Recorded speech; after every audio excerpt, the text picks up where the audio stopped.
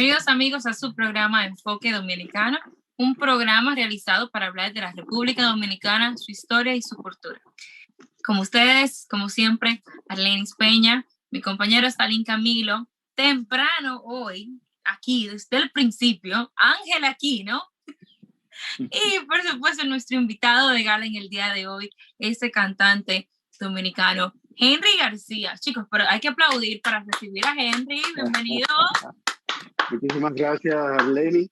De verdad que para mí es un placer poder conversar con Stanley, con Ángel, contigo y con toda la gente que de una u otra forma se mantiene latente, siguiendo mi trayectoria, mi carrera y todas las cosas interesantes que hacemos dentro del arte del canto y la música.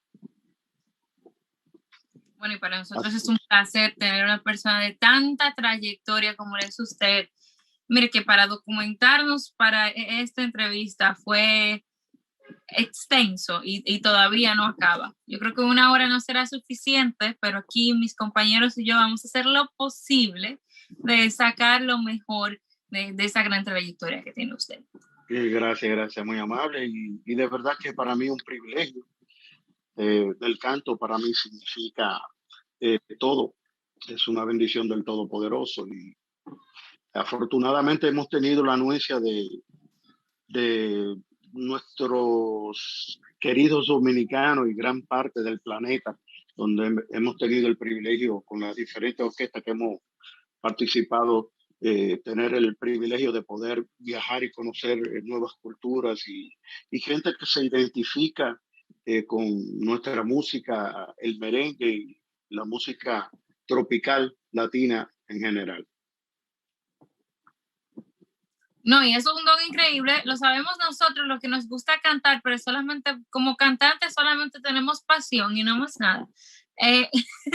Esas personas que lo hacen tan bien como usted, es verdad. Chicos, algunas preguntas para iniciar aquí con la trayectoria de Henry García. Yo creo que deberíamos empezar por el principio. ¿Y cuándo le nace ese amor o cuándo se decide o entiende usted que quiere ser cantante?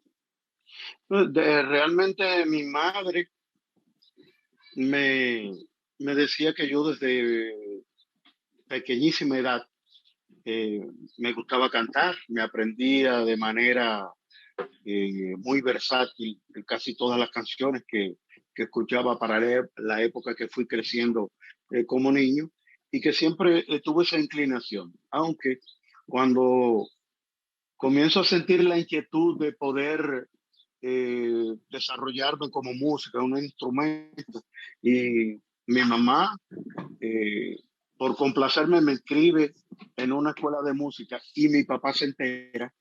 Cuando se entera me recibe con un palo y me entró a palo limpio porque para esa época, los años 70, la música no era considerada como una profesión que pudiera dar dignamente el dinero para formar una familia o sostener una familia, y como que era muy inestable. Y de verdad que eso me marcó mucho porque prácticamente frustrado, quería continuar en el área de la música. Comencé estudiando piano, pero tuve que dejarlo porque luego de ese encontronazo con mi papá y que se oponía tajantemente a que no continuara estudiando, tuve que irme a vivir donde una tía. Entonces ahí digo, bueno, déjame ponerme a estudiar guitarra, que era un instrumento mucho más fácil y que podía transportarse con mucho más facilidad. Y por ahí me fui desarrollando.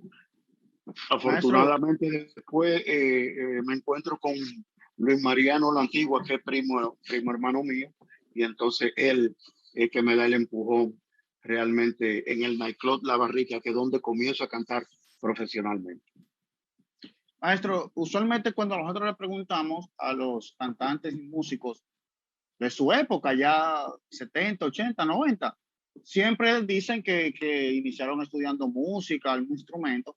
A diferencia de ahora, era obligatorio prácticamente para ser cantante o para pertenecer a una banda, era obligatorio estudiar música, formarse. Bueno, tú sabes que realmente era la forma de cómo tú presentar credenciales. Afortunadamente hoy día, mira cómo estamos conversando, cada quien en su lugar. La Sí, tecnología facilitó prácticamente el hecho de muchos talentos con condiciones naturales, porque no necesariamente, yo digo que el sello viene de fábrica. Ahora, cuando tú tienes la posibilidad de que tienes el talento y que lo puedes pulir, que puedes estudiar y que te puede hacer mejor profesional, eso te da todas las garantías y es muy difícil para esa época donde tú llegaras con un background y tú sabes, y cierto grado de preparación, iba a ser muy difícil que te negaran porque en esa época no todo el mundo tenía la posibilidad de que te tomaran en cuenta y mucho menos de que llegaras a una orquesta y que te pusieran a grabar. Entonces, esa es la gran diferencia. Al pasar de los años fue la tecnología siendo parte importante del crecimiento del poder de la comunicación y de darle facilidad a todo aquel que no tenía esa oportunidad. Y evidentemente ahora cualquier teléfono es un estudio de grabación o un micrófono y una laptop, también un estudio de grabación donde muchos pueden desarrollar su talento y también con la cuestión de las redes, que es otra situación que facilita que se puedan dar cuenta que hay mucho talento en la calle y que simplemente tener la oportunidad de que la gente conozca eso. Y eso yo pienso que es la gran diferencia de la época de nosotros a esta época maravillosa donde la tecnología ha sido parte importante del desarrollo de todos los talentos que están fluyendo en estos días. Bueno, y sabemos que usted inicia su carrera ya, bueno, empezó, nos dijo ya en un bar, la Barrica. La Ah, barriga, sí. y, Para ese tiempo se llamaban boîtes, que me parece que es un término francés. Y entonces en ese sitio particular había un grupito súper excelente de músicos, el maestro Cuso Cuevas, en paz descanse, Julito de Chan, en paz descanse, eh, Luis Mariano, La Antigua, Andrés de Jesús, un gran maestro que tenemos la fortuna de que Dios no lo tiene vivo todavía. Y, y de verdad que fue un inicio para mí, tú sabes, entrar por la puerta grande, porque llegar a mi primera experiencia como cantante y tener un grupo de músicos de esa talla, de verdad que es un privilegio para cualquier novel cantante. Y tuve lo, ese privilegio. lo conocemos sí, a usted de muchas orquestas, entre ellas cantar con el maestro Cuco Baloy. Que tengo que más tarde, si usted puede cantarnos la famosa canción de Te Quiero. Tengo una amiga, una de mis mejores amigas, se Uh llama -huh. Annie Guerrero, fanática de esa canción, o sea, a ella le encanta esa canción particularmente. Ella no escucha ni mucho merengue ni nada de eso, pero esa canción a ella le fascina. Eh, y bueno, y su interpretación, ¿verdad? Lo conocemos de esos tiempos. ¿Y cómo llega usted donde el maestro de Cuco Ballet? Bueno, precisamente en mi cumpleaños 21, yo vivía en Sánchez Luperón y mis amigos, había un lugar, nightclub muy famoso en República Dominicana que no todos teníamos como esa facilidad de poder y llegar allí. Y uno de los regalos precisamente de mis compañeros fue llevarme a celebrar mi cumpleaños en ese nightclub. Y afortunadamente tocaba esa noche la orquesta de Cuco. En el periodo que Raulín Rosendo había renunciado a la orquesta, pero tú sabes que por la ley de trabajo hay que dar 15 días hasta tanto Raulín o consiguiera un cantante que lo sustituyera o en su defecto Ramón o Cuco encontraran la persona que iba a sustituir a Raulín. ¿Qué pasa?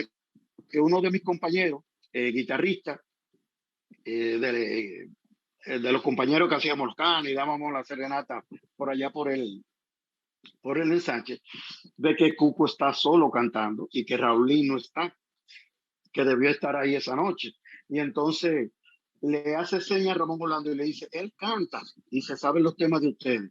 Y entonces Ramón me invita a subir a tarima y entonces yo acompaño ahí en ese momento a Cuco que está cantando un tema y yo comienzo a hacer el coro. ¿Qué pasa? Que cuando Cuco escucha lo bien que sale la voz mía y lo acopladito que empato con Ramón, me mira y mira a Ramón y se queda como sorprendido. Después terminamos ese tema y Ramón me pregunta que si yo me sé otro tema y evidentemente que me sabía uno de los temas porque ellos en ese entonces estaban sonando y canté mi canción, bajé de tarima y luego de ahí me fui a mi casa porque mi mamá me dio sentencia de que antes de la 1 de la madrugada debía estar en la casa. Ah, Y aunque ya cumplía los 21 años, tú sabes que esa época de nosotros era la República Dominicana boba en cuanto a los muchachos y, y el obedecer a los padres. Prácticamente era cuando decían a tal hora era una orden, había que estar ahí. Después transcurrieron 2 o 3 meses y a través de Richard Brador y, y Fausto Rey, Cuco se quedó con mi, tú sabes, con el sonido de mi voz y le encantó como yo lo hice, entonces preguntó por mí y Fausto Rey es que le dice, él canta en la barrica. Entonces Cuco fue durante 3 noches de manera incógnita. Entraba al sitio, me escuchaba cantar, ahí yo cantaba bolero, cantaba salsa, cantaba merengue. Y la primera noche hubo un acontecimiento que fue que murió un gran músico de la orquesta de Rafael Solano. Y él parece que antes de llegar al sitio había llamado a su casa y ya se había enterado, le habían dicho que se había matado ese músico. Entonces él fue un poquito como perturbado y me dice que fue al sitio, pero que no le dio tiempo a escucharme mucho y tuvo que salir subrepticiamente porque la noticia de que había muerto ese músico lo tenía un tanto perturbado. Entonces después, al siguiente día fue y me vio y ya cuando al tercer día va al sitio, se decide y me aborda. Entonces ahí me propone, yo le pongo mis condiciones. En ese entonces yo ganaba un sueldo mensual que era un privilegio. Ahí entonces el grupo comenzaba a sonar, pero tú sabes que eh, ya uno con un trabajo fijo y ganando una cantidad que era prácticamente poder salir a flote con tanto de manera particular como ayudar a mi familia, tú sabes. Entonces él me garantizó lo que yo ganaba en el sitio y si el grupo entonces despegaba, pues ya las cosas se volvían a renegociar. Y así fue la propuesta de Don Cuco y el 17, 19 de febrero del 77 entré a la agrupación de Cuco O Barón. sea, 17, usted fue de esa persona que entró desde lo alto. Usted no le dijeron, ¿qué pasa, García? Venga a recoger cable primero. yo no cogí pela, no, como muchos cantantes, oye, que Sí. peinaban prácticamente la capital, tocando con muchos grupos interesantes en ese momento, como el caso de Geraldo Vera, por ahí pasó Ale Bueno, Reynold Sosa, Fernando Villalona, oye, un grupo de cantantes importantes, y había otro grupo, eh, Dios mío, ¿cómo se llamaba ese grupito? Que por ahí pasaron también muchísimos cantantes. Yo fui prácticamente del Dream Team de La Barrica, donde había un grupo excelente de músicos, inclusive Julito de Chan en ese momento. Ese mismo grupito grababa las producciones que hicieron súper famoso a Julito de Chan. Y el productor ejecutivo de todos esos temas fue José Tomaqueo, quien puso la parte económica y era la casa disquera que le grababa. Y ese mismo grupito de La Barrica era que grababa las canciones que fueron súper éxitos de Don Julito de Chávez. Maestro, en ese mismo tenor, recordando esa época en La Barrica, en ese bar, por así decirlo, con estas leyendas de la música, usted era el niño, por así decirlo, del grupo, el más novel. Cuando uno se encuentra en una situación así, siempre hay uno del grupo que lo acoge, que lo ayuda, que lo guía por el camino. De ese grupo de artistas que estaban en ese momento, ¿cuál usted puede señalar que lo acogió en sus alas y lo encaminó, les guió, le El dio buenos maestro, consejos? en realidad tuve el cariño de todo, pero el que me asumió fue el maestro Puso Cuevas, que lamentablemente lo perdimos el, el año pasado. Me dio todo su apoyo, eh, me permitió eh, poder entrenarme antes de, porque yo, hay una nota, el cantante de La Barrica y que yo sustituí era Freddie Kenton. Freddie Kenton. Entonces Freddie Kenton era residente o es residente y me imagino que ya será ciudadano americano. Entonces le habían enviado una comunicación porque ya tenía un año y algo fuera de Estados Unidos, que si no se presentaba o iba a perder el estatus de residente y entonces ahí tiene que prácticamente dejar República Dominicana y salir a tratar de resolver esa situación. Y yo iba de manera como oyente y como mi primo tocaba ahí, eh, en mi afán de yo avanzar, él me enseñaba, me daba práctica de guitarra y la promesa que me hizo fue, yo te voy a enseñar una canción diaria. Entonces, me enseñaba, por ejemplo, la primera canción que él me enseñó fue Guitarra Sonaba Más Baja.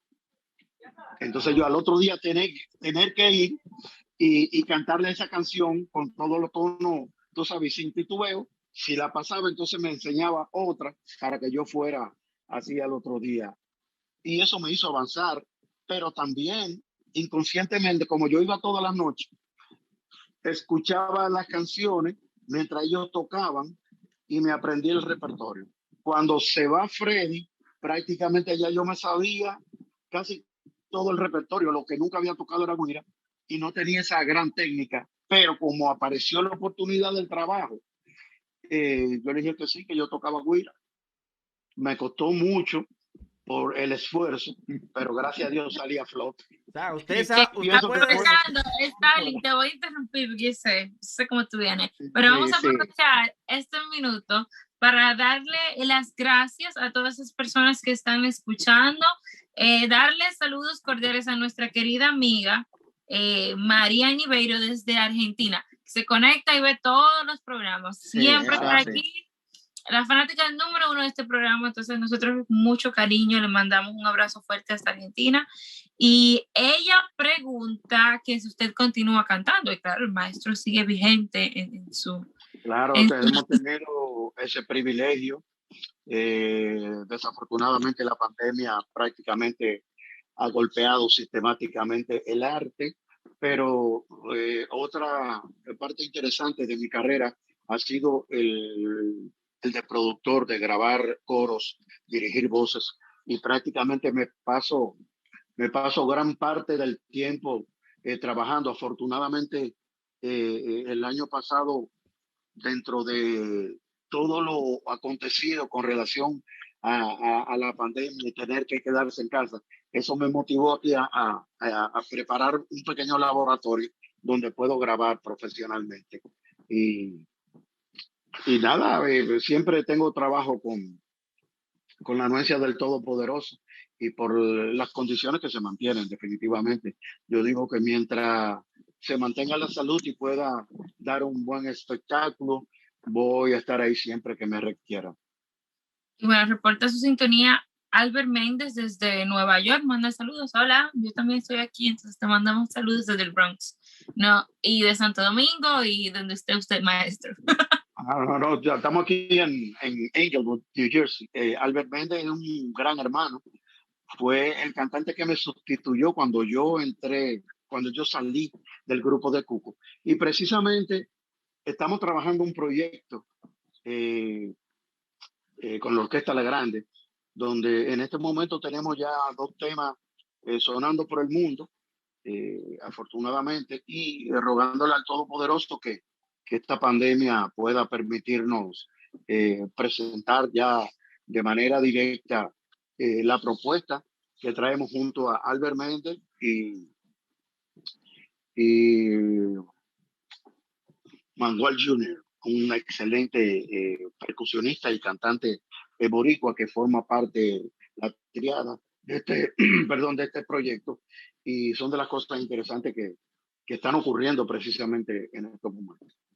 Bueno, y Stalin está muy, muy, muy emocionado de hacerle esa pregunta a usted, porque es una duda que él tiene y que él quiere saber de todos los músicos que vienen aquí. Él le hace esta pregunta. No, Stalin, es que la pregunta no iría a su persona porque él pasó por ese proceso, porque lamentablemente, históricamente, al güirero se le ha maltratado, se le ha señalado como que no es músico y varias personas del medio artístico, leyendas, nos lo han dicho claro, el güirero es más es músico, puede leer partituras y todo eso, y usted precisamente pasó por esa etapa. Sí, definitivamente. Yo, bueno, esta tarde estuve, antes de estar con ustedes, estuve conversando con Coqui Acosta, que estamos haciendo un trabajo precisamente para un proyecto que estuvo por él aquí. tiene. Sí, y entonces hablábamos precisamente de la importancia de ese instrumento en el merengue y del ejecutante. Definitivamente el que dirige la cuerda del ritmo, como se llama musicalmente, es el güirero. Ese instrumento es imprescindible para nuestra música y tiene una importancia que ustedes ni se imaginan. De hecho, Juan Luis, ustedes saben que le dedicó un merengue precisamente a, a Rafael, el Yapo, que era su güirero, lamentablemente ido a destiempo, porque era un músico con una versatilidad fuera de serie. Y prácticamente en los hombros del güirero que está la estabilidad rítmica del merengue. Y a la hora de tocar un merengue, si no hay güira, no es merengue. No suena igual, no suena igual. No. No, hay quien No, que y me que- dice que no, porque yo traté de aprender a tocar güira y bueno, los muchachos aquí saben lo que pasó. La mano me quedó como queso rallado, pero nada, la vida no, sigue. pero Y dame el hacer un güirero paréntesis. es músico. El güirero es tan músico que cuando tú escuchas un merengue bueno, lo primero que tú haces, wow, qué merengue, y hace así, wow, qué merengue. Eso es así. Sí. La gente Es tiene verdad, es verdad. sí, ¿verdad? Oye, sí. Y Es tan importante realmente, la güira al merengue que como la guitarra a la bachata, señores. Claro. definitivamente.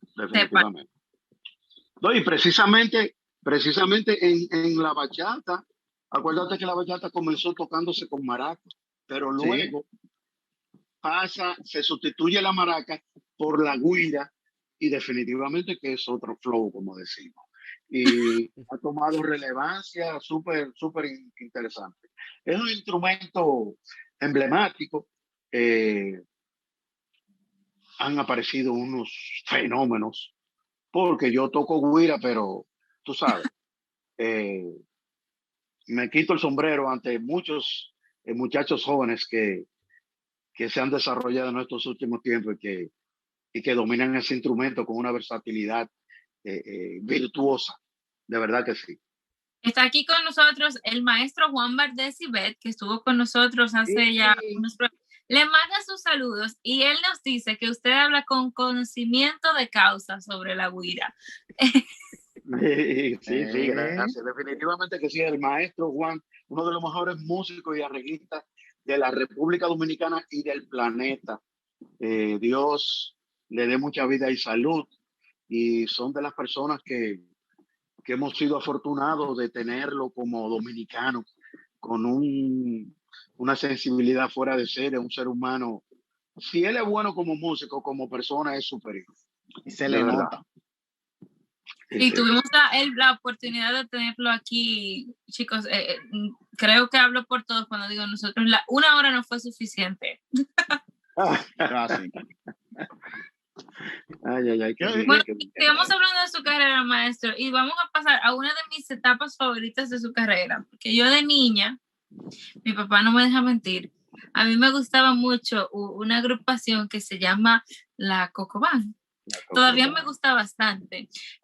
Y hace unos años hay un clip por ahí de los premios Cassandra cuando hicieron el homenaje a la Cocobán. Y ahí sale usted con todo su flow a cantar la salsa con Coco, ¿verdad? Y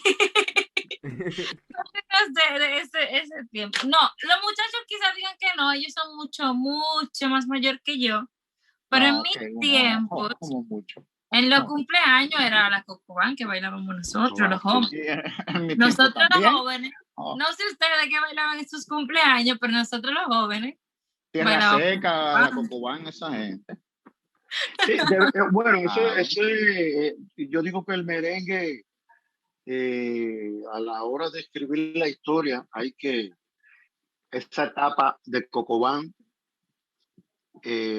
prácticamente revolucionó, marcó toda una época, porque Pochi, Quinito, Elvis Clases y Silvio Sosa, que fue el grupito de muchachos que con grandes inquietudes se juntaron e hicieron ese proyecto y cambiaron prácticamente, despeinaron el merengue, se tocaba mucho lo tradicional, que un mambo de saxofón, un mambo de trompeta, ellos vinieron con dos mambos, con tres de trompeta, con cortes fuera de serie, y me tocó en ese momento, antes de formé parte del grupo, pero antes de yo funjo como corista y director de voces de la Cocobán, y precisamente soy uno de los que lleva el ingrediente de los coros, con la característica de los coros que utilizaba Sonora Matancera, Johnny Pacheco y la Orquesta Aragón. Entonces hacemos esa mezcla de esa sonoridad de los coros y la llevamos al merengue, y prácticamente fue como una decisión muy acertada el poder mezclar esos colores con las ideas de los muchachos. Y prácticamente la época de Cocobán es una época maravillosa del merengue, y entonces en cuanto a lo literal también es interesante esos trabalenguas, cuénteme. Era un equipito, era un grupito, ni siquiera de cocotarse, vivíamos casi todo el tiempo haciendo bromas, haciendo chistes, y lo interesante de esto es precisamente que lo literal era plasmar vivencias cotidianas y llevarlas a la canción, que fue una de las características que utilizó Pochi y Quinito como compositores. A mí me tocó gran parte de eso porque también fungí como compositor, pero era un gran equipo con grandes inquietudes, y se lograron trabajos súper interesantes y que la gente asumió como parte de su generación, como es el caso tuyo, que creciste por esa música, y llegó un momento que toda la juventud prácticamente se identificó con esa música, y que nos dio al traste en ser parte del fenómeno Cocobán. Especialmente, como dice, era muy divertido, ¿verdad? Porque si ponemos, además del ritmo, si lo ponemos en esas canciones, una de mis favoritas siempre es La Faldita, pero hay una, la que cada vez que le enamoro ella me da un boche. Ella me da un boche cada vez que le enamoro. Y le dice, suelta esa cara de guante de jugar pelota. Dígame, y eso es enamoración. Sí, es lo que te estoy diciendo, pero eran frases muy cotidianas y usadas, como te digo, en cualquier calle de cualquier barrio. Entonces eso fue lo que dio la connotación de que la gente se identificara, porque fue prácticamente plasmar todas esas vivencias y llevarla al disco, que fue la parte interesante de Cocobán. En ese mismo acaba de llegar mi campeón aquí. En ese mismo tenor, maestro, y recordando esa época, 1992, el Cocotazo, Centro Cocotazo. Olímpico, Juan Pablo Y- Duarte. wow. ¿Tú Háblenos fuiste, de... Tarly? Sí, yo fui, claro, sí, yo fui. Yo no había nacido, que se Ujú. sepa, no, para que no vayan ustedes a querer decir que me vieron por allá. Yo Háblenos. tenía No, 8 años. yo tenía No, 8 años cuando 6 eso años, también. 6.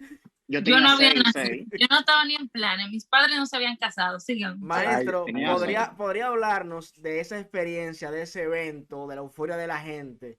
¿Cómo fue todo eso, toda esa experiencia? En una época en donde no existían las promociones de redes sociales como ahora, ni nada por el estilo. No, y tú sabes que eh, muchos de esos eventos había el propósito de, ok, vamos a hacer tal o cual espectáculo, pero si no se llena, lo llenamos. Eso significaba que si no tenía realmente el respaldo popular, búscate gente de donde sea y vamos a llenarlo de la guagua y a llevarlo para que se vea que el espectáculo se llena. Cocobán fue de los pocos espectáculos que prácticamente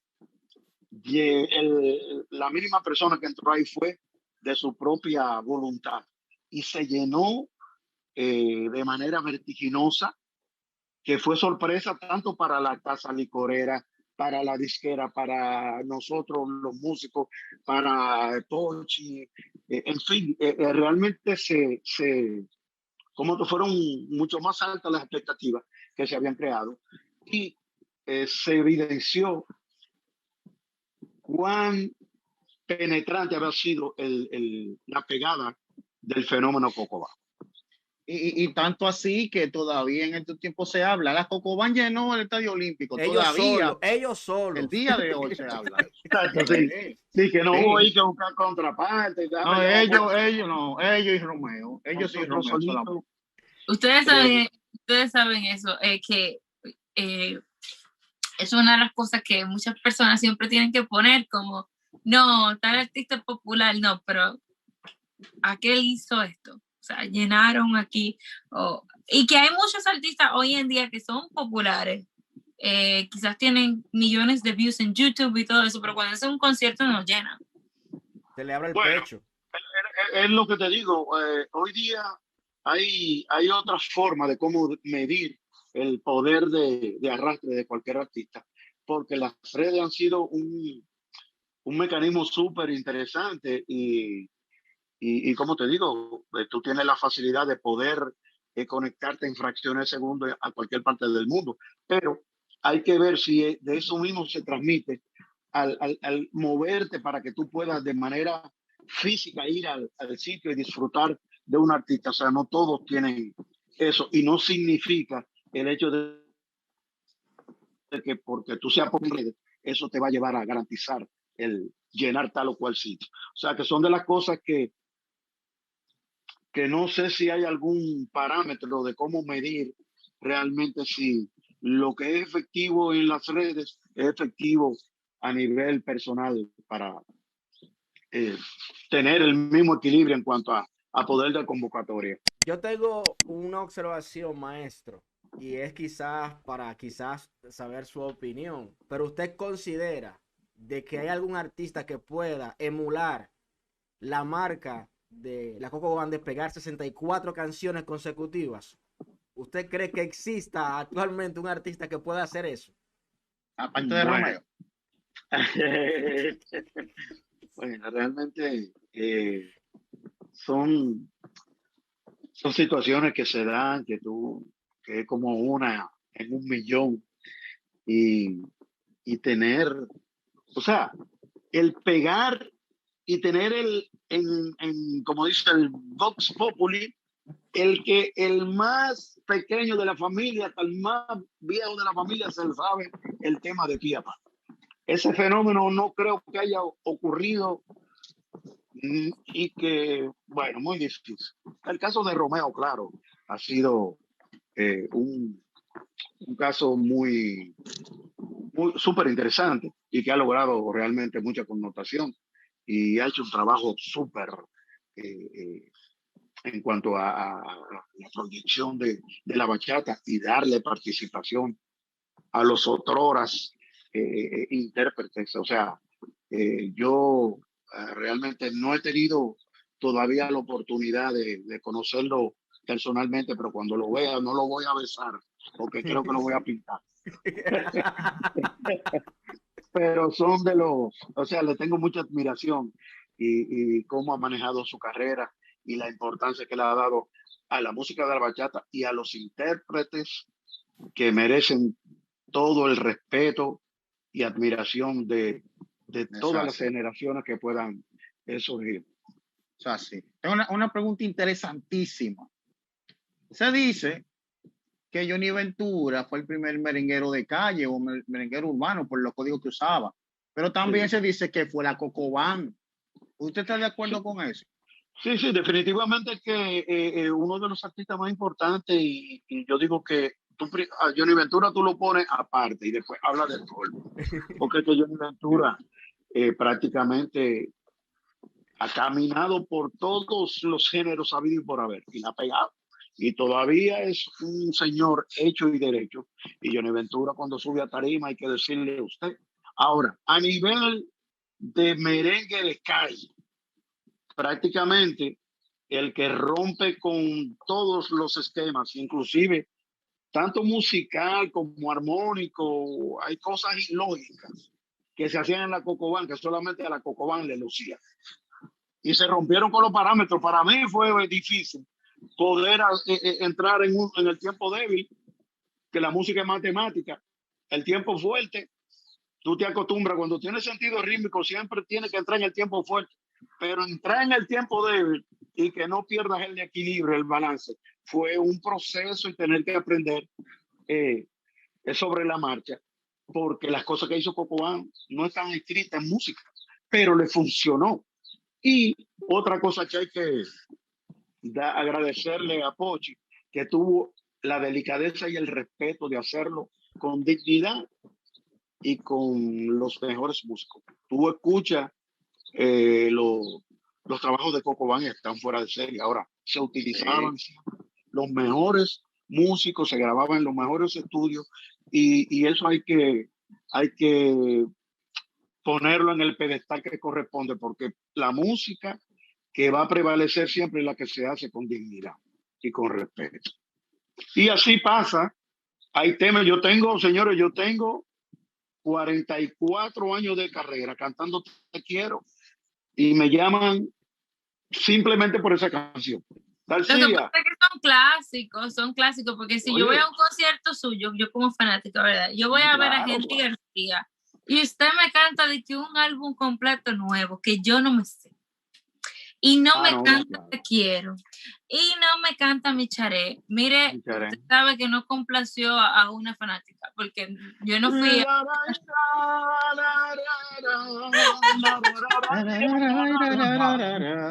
Cuando te vi por primera vez, naciste en mí. Cuando te hablé por primera vez, mi alma fue feliz y te quiero y te quiero. Eso.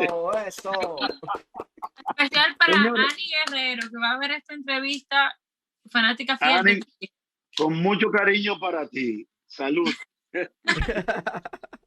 Y bueno, y hablando de esos tiempos, usted ha sido miembro importante de varias orquestas que han sido muy importantes. Y no podemos olvidar la Orquesta Internacional, donde estuvo usted con el gran maestro Ramón Orlando y ese gran intérprete como lo es Peter Cruz. Esa combinación de ustedes tres, ¿cómo deciden hacer ustedes una orquesta? Bueno, esos tres talentos. El original es Peter Cruz. La empresa Interdosa, que era una empresa con múltiples empresas, valga la redundancia, captó la orquesta de Peter, la asumió. Entonces yo estaba cantando en el programa de Noria y de Robertico. y él me mandó a buscar. Y me juntó con Peter. Luego se buscó a Ramón Orlando. Se hizo la Orquesta Internacional. Como la empresa se llamaba Interdosa, Orquesta Internacional, todo lo de esas empresas era Inter. Entonces, se tuvo el propósito de hacer ese All Star, que lamentablemente apenas duramos 6 meses. Por causa ajena a mi voluntad, la voluntad de Peter, el caso de Ramón, pues hubo discrepancias y llegó un momento en que cada quien cogió por su lado, porque no había, no había la armonía realmente que ameritaba un proyecto de esa magnitud y definitivamente yo mismo salí porque no me sentí bien y lo mismo pasó con Peter. Y Ramón, evidentemente como director del proyecto y con la clase de maestro que es Ramón, pues vio la oportunidad de continuar con el proyecto y el dueño de Interdosa le dio todo el apoyo y él continuó con el proyecto.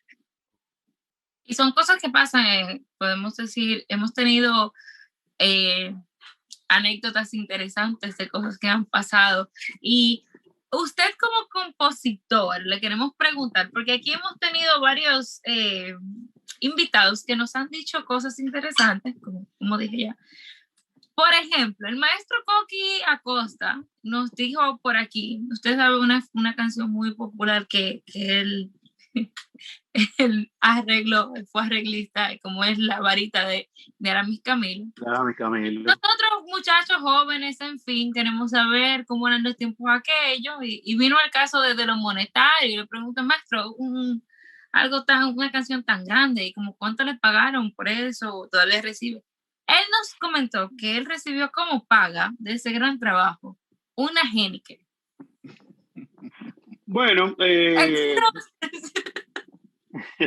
saber cómo le fue a usted en esas aventuras. Desafortunadamente, tú sabes cómo es que no es quien, o sea, la magnitud de poder desarrollar que se desarrolle un éxito y que tenga la connotación a nivel mundial y que tenga el respaldo de una buena disquera, porque nos graban muchísimas canciones, pero no todos tenemos la dicha de que tienen una multinacional detrás. Por ejemplo, a mí me han grabado muchísimas canciones, pero la canción que más dinero me ha dejado es Me Mata la Soledad de Tito Rojas, porque tenía una multinacional detrás. Entonces, ¿qué pasa? Que esa compañía tenía forma de cómo cobrar a nivel mundial. En el caso de muchas editoras y casas disqueras que son independientes, como le llaman, no tienen esa estructura a nivel mundial para poder cobrar, y resulta que el tema puede estar sonando en Namibia, en Nueva Guinea, por ahí, ¿quién va a cobrar? Porque ellos no tienen a alguien que le digan, mira, a Lenny, cobra tú por ahí, te toca un 10% y mándame lo otro, ¿entiendes? Entonces, eso pasa con casi la gran mayoría de las canciones, que no tienen una estructura sólida o una casa disquera importante, y entonces no hay forma de cómo cobrar. Afortunadamente ahora uno tiene la facilidad, desde hace un tiempo, de que puede ser miembro de la Asociación Americana de Compositores, aquí con las siglas de ASCAP, es la entidad que se encarga de cobrar tus royalties a nivel mundial. Entonces tú haces un contrato con esa editora y ella se encarga de cobrar su por ciento, con una muñita anual de lo que tú produces y te manda lo otro. Yo pago mis impuestos aquí y lo que me lo mandan para ahora, como vivo aquí, me lo depositan aquí. Pero eso pasa. Resulta que Arami creo que comenzó con una disquera del patio. era una independiente, muy independiente, tan independiente que, tú sabes, creo que sus espectáculos no salían de República Dominicana y lamentablemente, sí, a Coqui que pudo eh, estar cobrando todavía de eso porque fue un exitazo, Te ¿entiendes? quiero Y eso, preguntar, cuando tú tienes, por ejemplo, está inscrito en una sociedad como ASCAP, esa es la mejor herencia que tú le vas a dejar a tu familia, porque eso no perime, no Así. va a cobrar de por vida.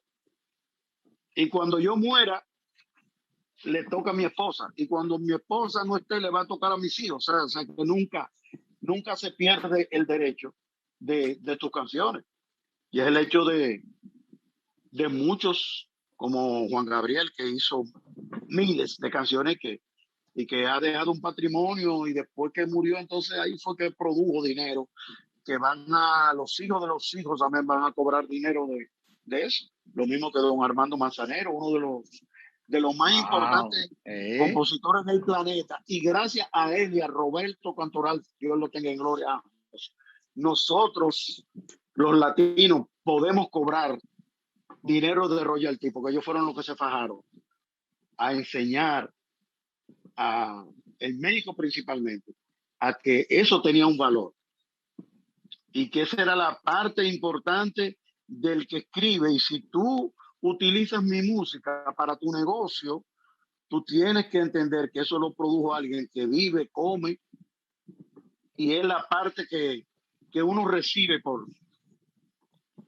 precisamente, es como cuando tú haces un edificio o fabricas un carro, te produce el dinerito que te costó hacer eso. Esa es la parte de... ¿Y usted qué toca eso? Porque, por ejemplo, hace unos años, recuerdo 3, 4, 5 años, en el Estadio Quisqueya, en varios juegos, varios partidos, se jugó sin música. O sea, no se podía poner. Y ese porque supuestamente tenían que le debían dinero a espectáculos públicos. Pero ok, yo supongo que toda la discoteca, estadio, bla, bla, bla, le pagan ese dinero a espectáculos públicos. Pero espectáculos públicos, no sé, creo que son, ¿le da dinero de eso a ustedes? Sí, claro.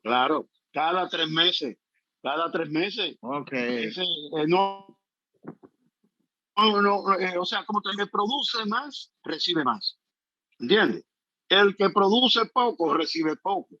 Pero si tú eres un compositor importante con más de 10, 15, 20 éxitos, tú vas a recibir un dinerito que te va a resolver un problema de 30, 40, 50,000. Un momentito. Alexa, prende luz principal. Está en vivo, en vivo. Está en vivo.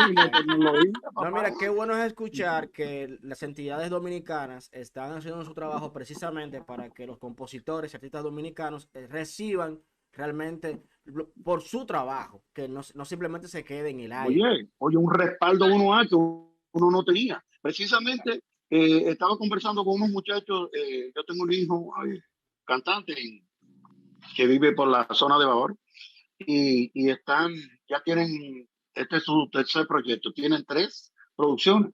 Entonces le decía al líder y a mi hijo, vayan a la capital con la música, las carátulas, y si es preciso un CD o una memoria, e inscríbanse, porque todas las canciones son producidas por él. Y automáticamente le corresponde seguro médico, seguro funerario, que es mejor tenerlo y no necesitar lo que necesita. Exacto, claro.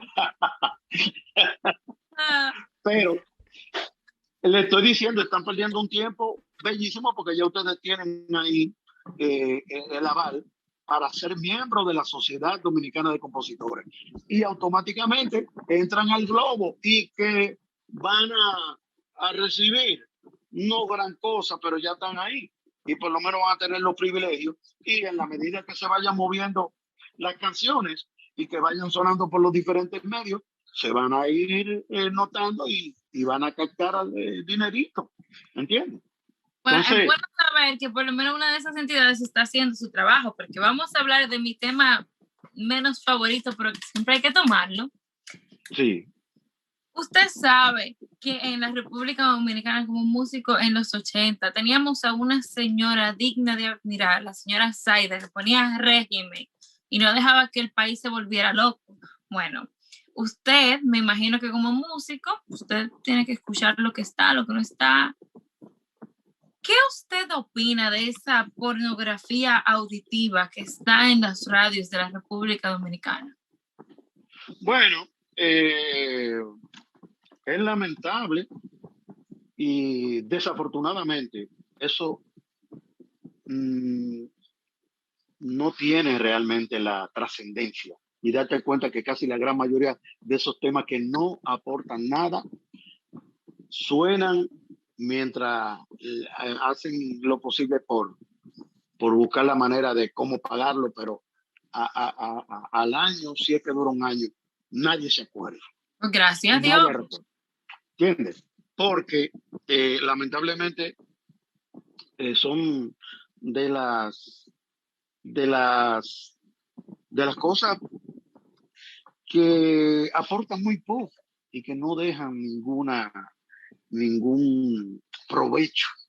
Entonces, lamentablemente dan el mal ejemplo. Ahora, ocurre en la República Dominicana, pero lamentablemente no es tan solo la República Dominicana, es el mundo. No. A través de las redes nos damos cuenta de que lo que más llama la atención es precisamente lo prohibido. Hay un deseo, un apetito voraz de que la gente vea dos dándose golpes y en vez de desapartarlo, buscar la manera de cómo lo que hace que lo firma y lo sube y mira lo que está pasando aquí. O sea, como esa forma agresiva de disfrutar de toda esa maldad. Y yo pienso que lo que estamos viviendo hoy día es precisamente una reflexión del Todopoderoso. Señores, tenemos que cambiar. El mundo no puede continuar de la manera que estamos viviendo, ¿entiendes? Donde el principal pan de cada día es maldad, maltrato, muertes. Mira, ayer mismo se mataron una gente en Colorado, o sea, tú ves esas noticias negativas y te das cuenta que es fruto precisamente de esa generación que ha subido con los falsos valores, oyendo cosas que no tienen, que no aportan nada. Precisamente lo que va a traer. Porque muchas personas quieren hacer el caso de que no, que los músicos, esa música, ellos no son culpables, que la música no provoca. Oye, pero influye. Cuando está escuchando ese tipo de barbaridades y esas cosas, no creo que nadie en realidad, por más que, ok, el músico no te dice vete mata y me te roba, pero esas son como las cosas que tiene y me fumo esto, me vuelvo aquello. Aleni, la República Dominicana era prácticamente una jaula, no en el mal sentido de que somos animales, sino que no vivíamos para los tiempos que yo crecí, era una juventud sana, yo era un manganzón, o sea, prácticamente no había esa maldad. Automáticamente entra la transculturización a través del telecable nacional, la música del mundo, y comienzan a crecer viendo espectáculos donde aparece un guitarrista que rompe una guitarra, un tipo dándose un pachuché. ¿Tú me entiendes? O sea, todo eso influye. Lamentablemente es así.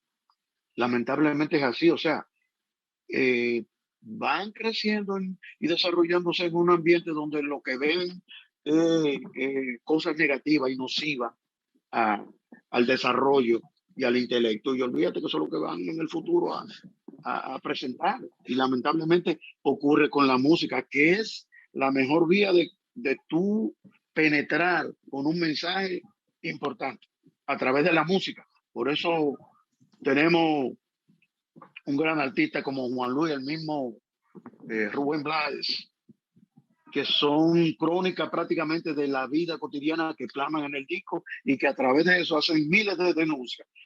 Y aludo a otra canción que dice: las esquinas son iguales en todos los lados. O sea, en todos los países del mundo existen los mismos problemas. Desde que yo tengo uso de razón y tengo 5. Estoy oyendo que va a subir la gasolina. Bueno, ahora mismo hay un ataque cibernético y fui a llenar el tanque porque va a subir la gasolina a $3 y pico. Y va a haber escasez porque hay un ataque cibernético que están bloqueando un oleoducto de Texas aquí a New Jersey. O sea, ese es el tipo de cosas que estamos viviendo hoy día y lamentablemente son situaciones que tú dices: Dios mío, pero ¿cómo hay tanta insensibilidad y gente con ese grado de maldad que no le importa el bienestar de nadie ni que se funda, tú me entiendes, un territorio? Entonces, yo pienso que, y vuelvo y reitero, que esto de la pandemia es una manera de reflexión en que nos demos cuenta que mi hermano, nadie está por encima de lo natural y que Dios, el Todopoderoso, ese te va en el momento que lo decida a neutralizar y darse cuenta que la naturaleza está por encima de todo. Yo una pregunta, ¿no? Y que va con lo de la composición ahorita. Y concha, no quería volver para atrás, pero todo lo que te ha dicho tiene toda la razón sobre esto de la música. Cuando uno va a hacer una composición, yo he escrito varios libros ya, solamente he publicado uno. Y yo tengo más de 20 canciones escritas y la tengo ahí guardada. Yo tal vez no soy tan experto como ustedes. Pero cuando uno va a hacer una composición para esos jóvenes que quieren ser compositores, ¿cómo uno debe iniciar? ¿Cómo uno debe iniciar? Me explico. La idea uno tiene que tenerla, ¿no? Pero ¿cómo uno inicia? Escribiendo un coro, un verso. Es que eso depende de, por ejemplo, déjame hacerte la anécdota que me mata la soledad. Yo vivía en Villamella, en un sitio que se llama La Colonia de los Doctores, un sitio impresionante con casas impresionantes. Pero a las 6 de la tarde yo tenía que estar con un machete y un foco más light, acechando las culebras y las cacatas. Y la calle mía eran 8 casas impresionantes. Pero un proyecto que comenzó a desarrollarse rápidamente y que lamentablemente después como que los recursos se cayeron y se quedó así en ese letargo. Pero teníamos esa dificultad. Entonces, mi hijo pequeño, yo con el temor de que lo fuera a picar una cacata o una culebra, llegó un momento que tuve que ponerla hasta cerca a la casa para que de esa malla de jaula de gallina, sí, para que no entrara la culebra. Y entonces yo decía: oye, pero estoy viviendo en una casa chulísima, en un sector maravilloso, pero me está matando la soledad. No tengo con quién compartir, el hijo mío creciendo en un monte. Y oye, entonces ese fue el argumento para yo buscar el título de la canción.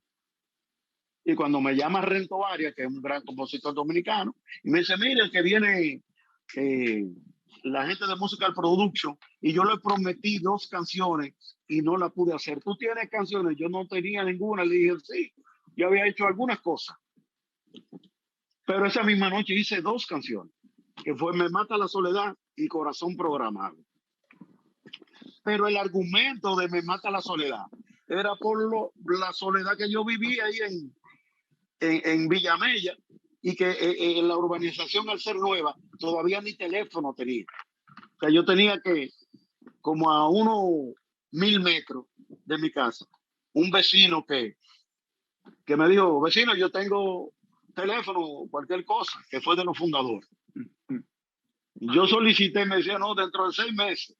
Entonces, todo eso yo ¿cómo te digo? Lo plasmé y digo, no, pero esto es lo que yo tengo que hacer, una canción que hable de que la soledad me tiene loco y arranqué. Regularmente eso es lo más difícil para un compositor, porque tú entras a YouTube y busca Te Quiero, te van a salir 1 millón de canciones. Así mismo. Ahora, ve escuchando por lo menos las primeras 3 canciones y te vas a dar cuenta que son argumentos, pero muy diferentes. Entonces, el poder hacer una crónica o desarrollar un tema con un argumento interesante es precisamente la clave para tú buscar esa magia que es la que envuelve a la hora de tu escribir. Tú como escritor sabes que tienes que buscar ciertos párrafos novelescos para darle, tú sabes, la sensación y la intriga a un acontecimiento previo que luego tiene que caer prácticamente en nébula. Entonces, todas esas son situaciones que tú tienes que irlas plasmando de manera que la gente se vaya imaginando lo que está pasando precisamente a la hora de la lectura. Lo que pasa con la interpretación. Tú oyes un artista, a Nelson Ney, yo pensé que tenía 6 pies 3 pulgadas. Ay, cuando lo vi cantando, que no mi hermano, era una cosita. Sí. ¿Tú me entiendes? Pero que para ese tiempo no era a video, y la carátula que le presentaron fue un Álvaro Torres también. Un contrapicado que tuve a Nelson Ney, cree que tiene 6 pies 3 pulgadas. Dios lo tenga en gloria. Entonces, es precisamente la parte interesante, que yo con casi la gran mayoría de los muchachos no le digo, a la hora que lo estoy dirigiendo, digo, la sensación que yo debo sentir es que a través del audio yo me imagine el video, que es lo que te va a dar el poder de tú convencer a una persona que cuando escuche tu canción esté sintiendo todo lo que tú estás expresando. Y la vida se traduce en todo eso. Pero reiterando tu pregunta, Ángel, a la hora de escribir, lo más difícil es buscar un argumento es interesante y que pueda, tú sabes, enganchar con la inquietud de desarrollar una trama. Para nosotros lo que escribimos, pero no cantamos, esa es la situación. Bueno, pero el caso de Jackie escribía y no cantaba. Entonces, los que escriben y no cantan son canciones favoritas escritas por el señor Jackie, pues, compañera. Entonces, la canta. ¿Pero cuál? Fernando, compañera. Eso fue Jackie. Eso fue Jackie y la música de Jorge Taveras. O sea, es una canción hermosa, es tan. Sí. Todo el que hace letra es letrista. El que hace música, músico. Y el que escribe con melodía es compositor. Sí. Esa es la diferencia. Excelente definición, maestro. Excelente. Más simple de ahí, no hay forma de cómo expresarlo. Gracias. Bueno, creo que ya para terminar, ¿verdad, chicos? Espérate, tengo una última pregunta. Maestro, usted con sus más de 44 años de experiencia ya ha visitado gran países, otras naciones, conoce de primera mano de cómo es el comportamiento del público ante la música. Hace unas cuantas semanas, en una conversación coloquial con un compañero de trabajo, él me decía que ese festival, el de Viña del Mar específicamente, es un festival en donde reconocen a los buenos artistas y que es difícil. Y yo le decía que realmente, si hay un público realmente difícil, es el público dominicano, porque yo he visto aquí en República Dominicana personas pagar una taquilla y quedarse callados en un concierto, no hacer nada porque no conectan con el artista. Entonces, o darle la espalda o hasta dejar el lugar vacío. Entonces, mi pregunta para usted, maestro, ¿es realmente difícil el público dominicano?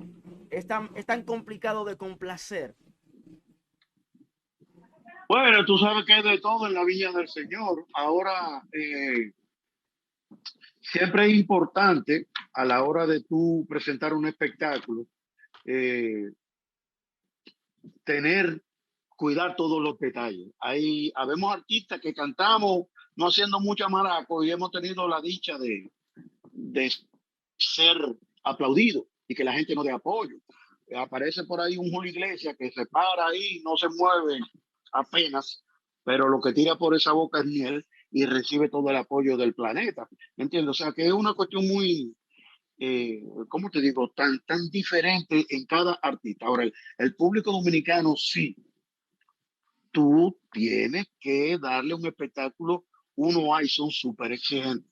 Ahora, cuando tú vas con displicencia o que llevaste el problema de la casa a la tarima y que se te ve que tú no estás haciendo el mejor de los trabajos, ya todas esas cosas el dominicano lo capta. Y te mira así de repente, ¿qué es lo que le pasa a García hoy? Que lo veo como, ¿entiendes? Entonces, somos súper exigentes en ese sentido, pero es por ese gran, yo digo que tenemos la virtud de gozar todos los géneros.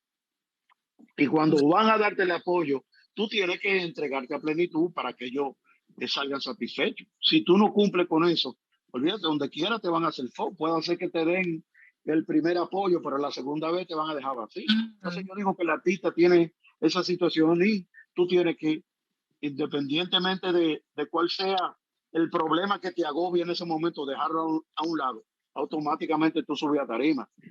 Ya cuando tú subes a tarima se olvidó, ahí yo me olvido de todo el mundazo. Y por encima del talento está el respeto precisamente a toda esa gente que vaya a verme. Entonces son de los detalles que los artistas tenemos que cuidar y evidentemente que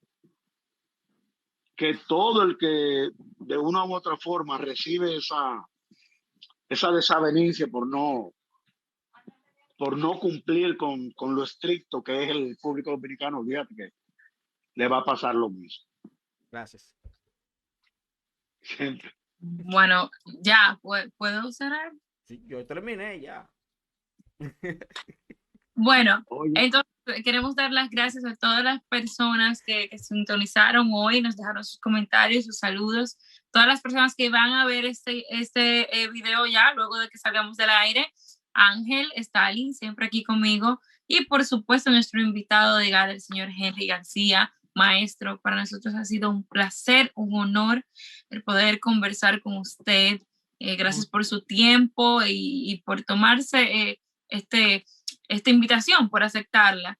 Para nosotros no sabemos cómo agradecerle, ¿verdad? Hicimos este proyecto para mantener nuestra cultura, nuestra historia dominicana viva y hemos tenido el placer de conversar con personas como usted que han sido tan vital para lo que es nuestra cultura, nuestra música, y nos han permitido poder hablar con usted sobre aquellos momentos. Para nosotros es una vez más un honor.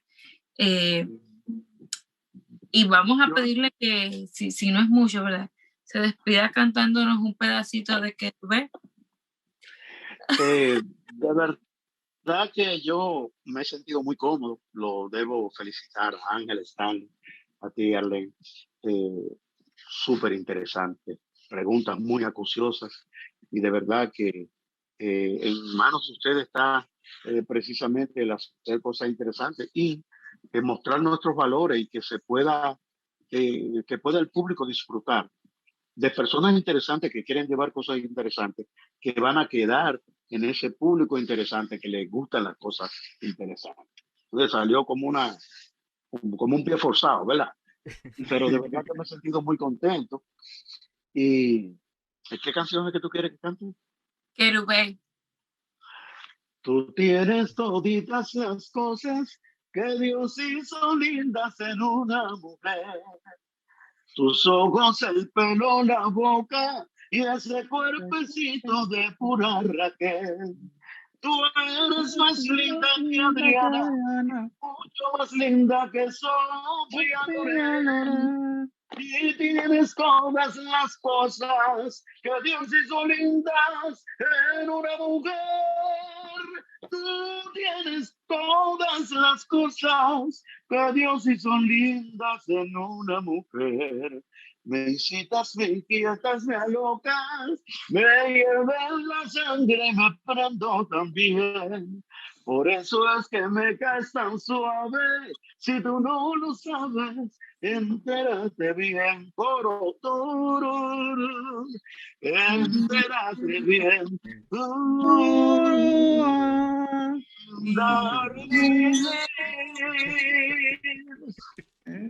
Eso. Oh. Muchísimas gracias a todos, gracias por sintonizar. Esto fue Enfoque Dominicano por el día de hoy y hasta la próxima. Hey, no te vayas todavía. Recuerda suscribirte a nuestro canal de YouTube, activar la campana de las notificaciones. Estaremos subiendo videos cada semana. Si puedes, regálame un like. Eso me ayudaría mucho. Así que nos vemos en el próximo video.